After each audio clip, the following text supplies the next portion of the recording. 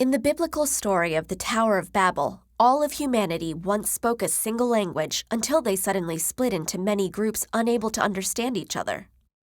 We don't really know if such an original language ever existed, but we do know that the thousands of languages existing today can be traced back to a much smaller number.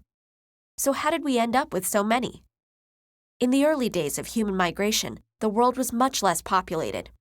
Groups of people that shared a single language and culture often split into smaller tribes, going separate ways in search of fresh game and fertile land. As they migrated and settled in new places, they became isolated from one another and developed in different ways. Centuries of living in different conditions, eating different food, and encountering different neighbors turned similar dialects with varied pronunciation and vocabulary into radically different languages, continuing to divide as populations grew and spread out further. Like genealogists, modern linguists try to map this process by tracing multiple languages back as far as they can to their common ancestor, or proto-language. A group of all languages related in this way is called a language family, which can contain many branches and subfamilies. So how do we determine whether languages are related in the first place? Similar-sounding words don't tell us much. They could be false cognates or just directly borrowed terms rather than derived from a common root. Grammar and syntax are a more reliable guide, as well as basic vocabulary such as pronouns, numbers, or kinship terms that's less likely to be borrowed. By systematically comparing these features and looking for regular patterns of sound changes and correspondences between languages, linguists can determine relationships, trace specific steps in their evolution, and even reconstruct earlier languages with no written records. Linguistics can even reveal other important historical clues, such as determining the geographic origins and lifestyles of ancient peoples based on which of their words were native and which were borrowed. There are two main problems linguists face when constructing these language family trees.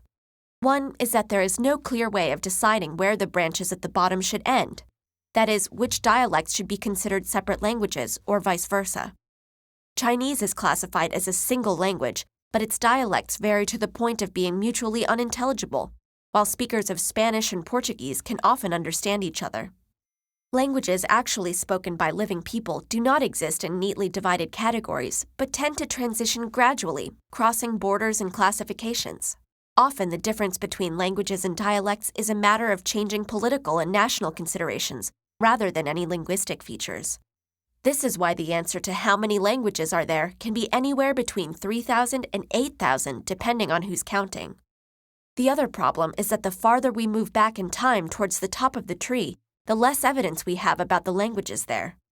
The current division of major language families represents the limit at which relationships can be established with reasonable certainty, meaning that languages of different families are presumed not to be related on any level. But this may change.